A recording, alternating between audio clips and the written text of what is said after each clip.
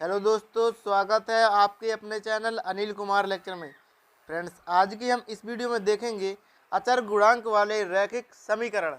ठीक है, अचर गुणांक वाले रैखिक अवकल समीकरण।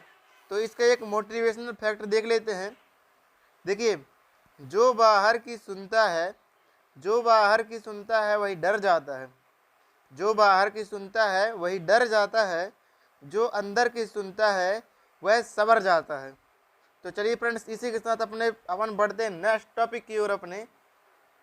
तो देखिए, अपना जो टॉपिक है, आज अपन टॉपिक लेंगे अचर गुणांक वाले रैखिक अवकल समीकरण। तो इसमें जितने भी महत्वपूर्ण फार्मूले हैं, ठीक है, तो उन सभी फार्मूलों को आपको आज इस वीडियो में बता दिया जाएगा। एंड नेक्स्ट वीडियो कल से आएगी, जिसमें आपको इन्हीं फार्मूले के आधार पर क्वेश्चन सॉल्व करना बताया जाएगा। तो चलिए, बिना टाइम को वेस्ट करते हुए वीडियो को कर लेते हैं स्टार्ट। तो सबसे पहले हम ये जान लेते हैं कि अचर गुणांकों वाले रैखिक अवकल समीकरण आखिर होता क्या चीज़ है। ठीक है, तो ध्यान दीजिएगा, अचर गुणांक का तो मतलब समझ रहे हैं ना। मतलब अचर होना चाहिए, ABCD अचर होना चाहिए। ठीक है, जिसका मान हमेशा बदलता रहे, स्वतंत्र ना हो, उसे अपन कहते हैं अचर। तो अचर समझ गए ना। अब जब अचर समझ गए तो रैखिक अवकल समीकरण का मतलब समझिए। रैखिक अवकल समीकरण का मतलब है वह अवकल समीकरण जिसकी घात एक हो। अर्थात देखिए, dy/dx plus py equal to q, ये है रैखिक अवकल समीकरण। ठीक है, तो यदि इसमें a जोड़ दिया जाए, क्या कहते हैं, a जोड़ दिया जाए, तो ये अचर गुणांक वाले रैखिक समीकरण कहला जाएगा। ठीक है फ्रेंड्स, तो आई होप आपको समझ में आया होगा कि अचर गुणांक वाले रैखिक समीकरण आखिर होता क्या चीज़ है। तो इसे समझने के बाद, जैसा कि हमने बताया कि आज हम इस वीडियो में इस चैप्टर के पूरे मोस्ट इम्पॉर्टेंट फार्मूले या पूरे हर तरीके से फार्मूले बताएंगे कि इस अध्याय में कितने फार्मूले उपस्थित हैं और कैसे कैसे लागू होगा। एंड कल जो वीडियो आएगी 8:40 पे, उस पे हम क्वेश्चनों को हल करना सिखाएंगे। ठीक है, तो देखिए, हम सीखते हैं व्यापक हल।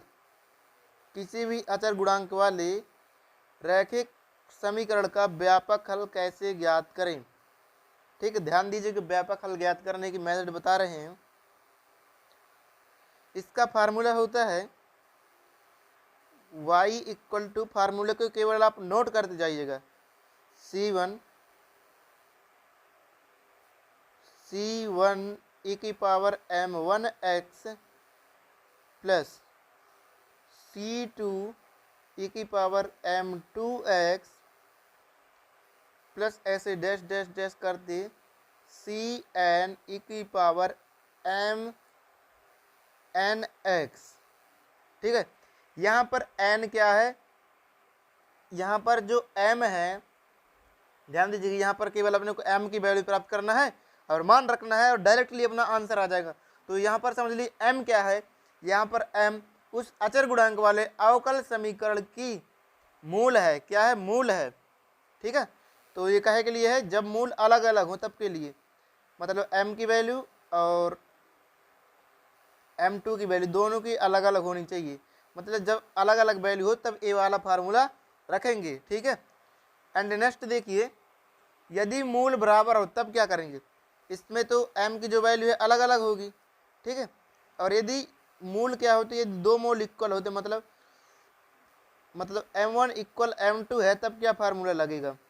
तो ध्यान दीजिएगा, y equal to C1 plus C2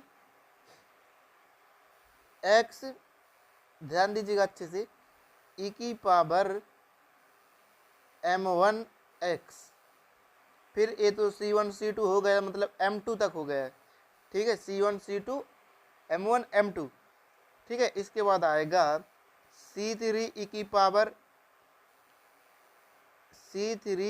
power m3x। इसी प्रकार डैश डैश करते करते जाता ही जाएगा। ठीक है फ्रेंड्स, एंड नेक्स्ट देखिए यदि तीन इक्वल हों, यदि जो m के वैल्यू है उनके तीनों मान इक्वल हों, ठीक friends, m1 m2 and m3 सभी क्या हो, इक्वल हों, ठीक है फ्रेंड्स। ये केस नंबर 1 था, ये केस नंबर 2 है, ठीक है। तो देखिए तीनों इक्वल हो, m1 m2 m3 की वैल्यू तीनों यदि इक्वल हो तब कैसा फार्मूला लगेगा, बिल्कुल सेम इसी की तरह लगेगा, इसी की तरह। देखिए जैसे यहाँ पर C1 तो यहाँ पर भी C1, C2x plus C3x square, मतलब ऐसे बढ़ते ही जाएगा। एंड अगर 4 होते तो C4x की पावर 3, 5 यदि मूल इक्वल होते तो C5x की पावर 4, ठीक है। तो इस तरह से और ऐसे कोष्टक बंद करेंगे और e की पावर m1x, ये कहाँ तक हो चुका, m3 तक, m1 m2 m3 तक हो चुका, ठीक है। अब m4 में रखेंगे e की पावर m4x, ठीक है फ्रेंड्स। इस प्रकार एंड डैश डैश करते करते जाता ही जाएगी। तो इसको फटाफट से नोट कीजिएगा, यदि किसी व्यापक समीकरण के यदि कोई अचर गुणांक वाले रैखिक समीकरण के अपने को मूल दिया जाए तब उसका व्यापक हल इन फार्मूले के जरिए अपन निकालते हैं, ठीक है फ्रेंड्स। तो समझ में आया होगा, यदि अचर गुणांक वाले रैखिक समीकरण दिए जाएं अपने को, अचर गुणांक वाले रैखिक समीकरण यदि अपने को दिए जाएं तो उसका मूल निकाल लेना चाहिए, और यदि जब मूल निकाल लेते हैं तो उसका व्यापक हल ज्ञात करने का फार्मूला है, ये 3 प्रकार के हैं। जब m1 m2 की वैल्यू अलग अलग हो तो ये वाला फार्मूला, जब 2 मूल इक्वल हो तो ये वाला फार्मूला लगेगा, एंड जब 3 मान इक्वल हो तो ये वाला फार्मूला लगेगा। चलिए बढ़ते हैं नेक्स्ट फार्मूले की ओर। तो देखिए नेक्स्ट फार्मूले की ओर आगे बढ़ते हैं। क्या है फार्मूला, ध्यान दीजिएगा। जब सहायक समीकरण को काल्पनिक मूल हो, तो ध्यान दीजिएगा सहायक समीकरण का जब काल्पनिक मूल हो तब अपन उसका व्यापक हल कैसे ज्ञात करेंगे, ठीक है। Very very most important formula है फ्रेंड्स, मोस्ट इंपॉर्टेंट करके आप लिखिएगा। अब यहाँ पर समझिए काल्पनिक क्या होता है। काल्पनिक मतलब इस प्रकार का होना चाहिए, a प्लस IB के रूप का यदि निकलता है कोई भी मूल, यदि a प्लस IB के रूप का निकलता है तब अपन उसे कहते हैं काल्पनिक मूल। और काल्पनिक मूल निकालने का, काल्पनिक मूल यदि दिया जाए तब हम व्यापक हल कैसे ज्ञात करेंगे, ठीक है। तो इसके लिए निकालेंगे y equal to C1 e की power ax cos beta x plus C2, ठीक है फ्रेंड्स, इस प्रकार से निकालेंगे, ठीक है ना। तो यदि इस प्रकार के यदि मूल दिए जाएं तो इस प्रकार से हम व्यापक हल ज्ञात करते हैं। तो और देखिए यदि सहायक समीकरण के मूल a plus IB under root में दिए जाएं, ठीक है,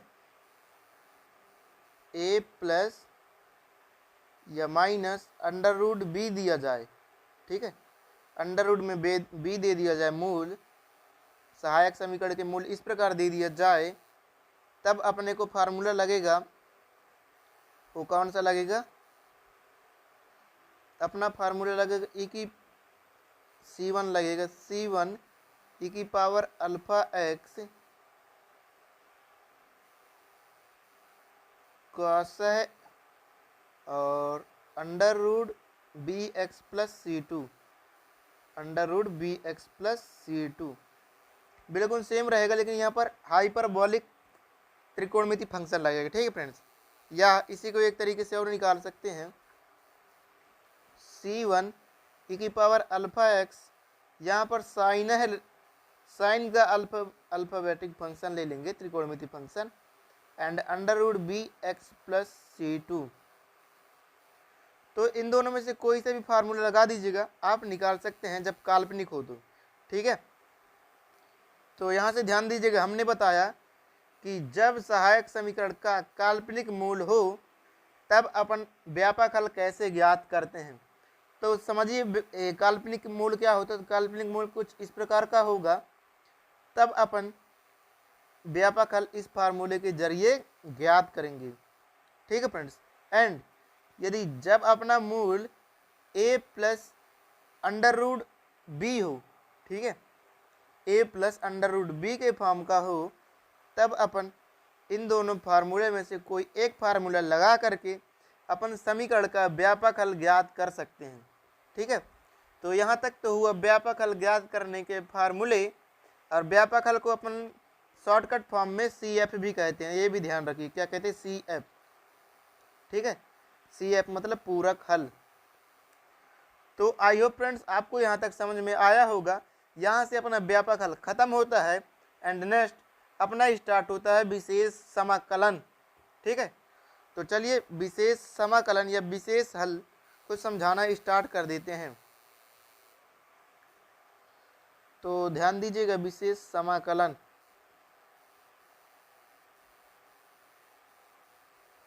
विशेष समाकलन। तो देखिए फ्रेंड्स, यहाँ से हम विशेष समाकलन को पढ़ने वाले हैं।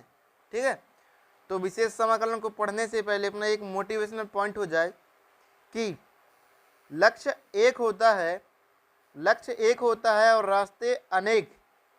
लक्ष्य एक होता है और रास्ते अनेक होते हैं। कभी रास्ता बंद हो जाए तो रास्ता बदलो, कभी रास्ता बंद हो जाए तो रास्ता बदलो, लक्ष्य नहीं। ठीक है फ्रेंड्स, जीवन की हर समस्या ट्रैफिक की लाल बत्ती की तरह होती है। जीवन की हर समस्या ट्रैफिक की लाल बत्ती की तरह होती है। यदि हम थोड़ी देर प्रतीक्षा कर ले तो वह हरी हो जाती है। इसलिए फ्रेंड्स धैर्य रखिए, प्रयास करें और सफल समय बदलता ही है। ठीक है, तो जीवन का मूल पॉइंट है कि आपको धैर्य रखना चाहिए। ठीक है फ्रेंड्स, यदि आप धैर्य रखते हैं तो आपको सब चीज़ समझ में आएगा और आप जीवन की उस मुकाम तक पहुंच सकते हैं जिसके लिए आप प्रयास करते हैं। ठीक है फ्रेंड्स, तो चलिए हम विशेष समाकलन की ओर आगे बढ़ते हैं। देखिए, यदि अपने को कोई फलन दिया जाए friends, F D Y equal to 0 प्रकार का फलन दिया जाए, ठीक है, तब इसका विशेष हल कैसे ज्ञात करेंगे। तो इसके विशेष हल ज्ञात करने की एक महत्वपूर्ण मेथड है, F D Y equal to, यहाँ पर एफ डी का गुणा कर देंगे और एफ डी से ही डिवाइड भी कर देंगे। ठीक है फ्रेंड्स, 1/f(d) और q इक्वल टू q ही आ जाएगा। ठीक है फ्रेंड्स, ये भी q है। तो ये थी फर्स्ट मेथड कि ये बड़ी सिंपल मेथड, नॉर्मल मेथड है, किसी भी में ये मेथड अप्लाई आप कर सकते हैं। ठीक है, ये तो ही first method. And second formula देख लीजिए। सेकंड फार्मूला में बोला गया है कि यदि अपना कोई जो मूल निकलेगा 1/d माइनस अल्फा इस फॉर्म का दिया रहे और q इंटू में रहे, तब अपन कैसे ज्ञात करेंगे। तो e की पावर अल्फा एक्स समाकलन q e की पावर माइनस अल्फा एक्स। ठीक है फ्रेंड्स, यदि अपना क्वेश्चन इस फॉर्म का बनता है तब अपन विशेष समाकलन इस फार्मूले के जरिए ज्ञात कर लेंगे। ठीक है फ्रेंड्स। एंड थर्ड देखिए, 1/d माइनस अल्फा की पावर n और e की पावर अल्फा एक्स, जब इस प्रकार का दिया जाए तब इसका फार्मूला होता है x की पावर n/n फैक्टोरियल e की पावर अल्फा एक्स। ठीक है फ्रेंड्स, तो यदि अपन हल करते हैं अचर गुणांक वाले रैखिक समीकरण को और वो इस फॉर्म में कन्वर्ट हो जाता है, तब अपन विशेष समाकलन इस फार्मूले के जरिए ज्ञात कर सकते हैं। एंड फोर्थ देखिए, 1/f(d) e की पावर अल्फा एक्स दिया जाए, इस फॉर्म में अपन अचर गुणांक वाले समीकरण को हल करते ही अपने को इस फॉर्म में मिले, तब अपन ज्ञात कर सकते हैं 1/fa e की पावर अल्फा एक्स। ठीक है फ्रेंड्स, मतलब यहाँ पर क्या बताया गया है कि सीधे सीधे क्या करना है, जो यहाँ पर a रहेगा, a को इस d के फंक्शन में रखना है, और यदि d के फंक्शन में रखने पर एफ ए की वैल्यू 0 के इक्वल नहीं होती है, तब सीधे सीधे वही आंसर हो जाएगा ये वाला। ठीक है, मतलब a रखेंगे तो जो फंक्शन की वैल्यू आएगी और e की पावर अल्फा एक्स बिल्कुल सेम रहेगा। ठीक है, चलिए बढ़ते हैं नेक्स्ट पेज की तरफ। देखिए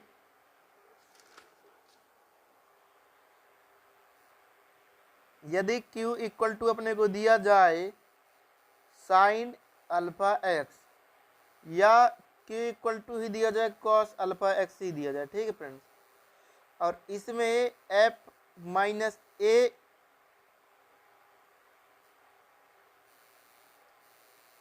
इसमें क्या हो फ्रेंड्स, ध्यान से देखिएगा,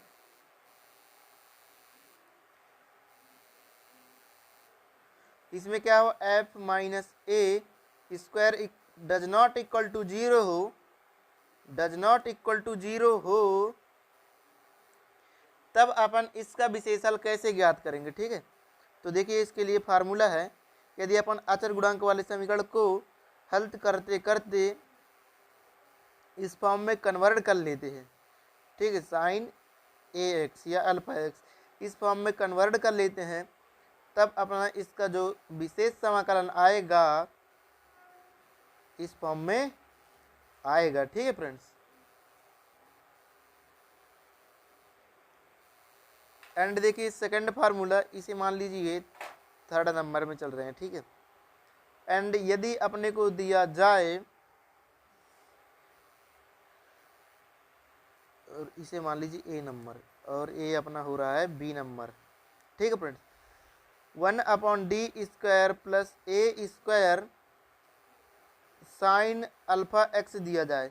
ठीक है, तब अपना इसके विशेषण ज्ञात करने का फार्मूला बनेगा x/2a cos alpha x, and जो सी नंबर का फार्मूला बनेगा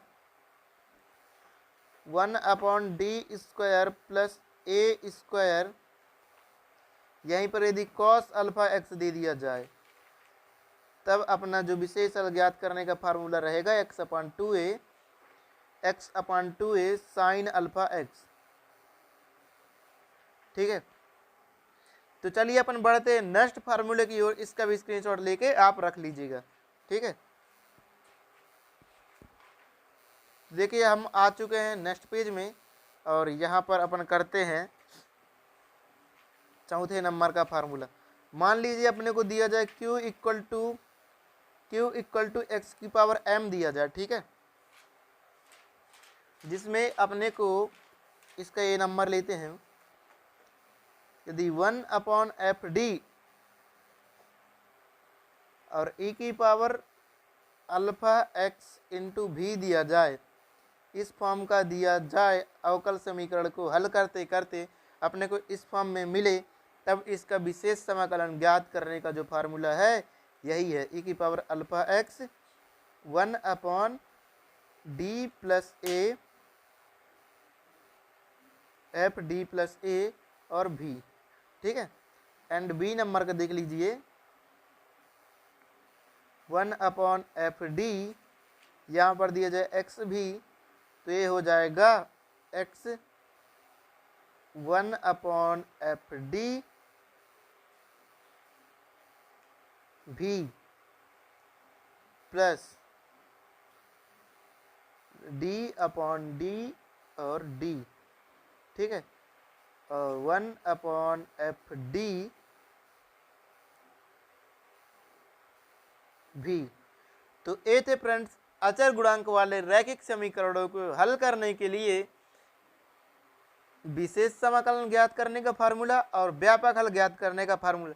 बस अचर गुणांक वाले रैखिक अवकल समीकरण में हम व्यापक हल और विशेष समाकलन हल करने हल करेंगे। ठीक है, बस यही चीज़ अपन हल करेंगे। तो यही फार्मूला हर जगह यूज होगा, इन फार्मूलों को आप याद कर लीजिएगा।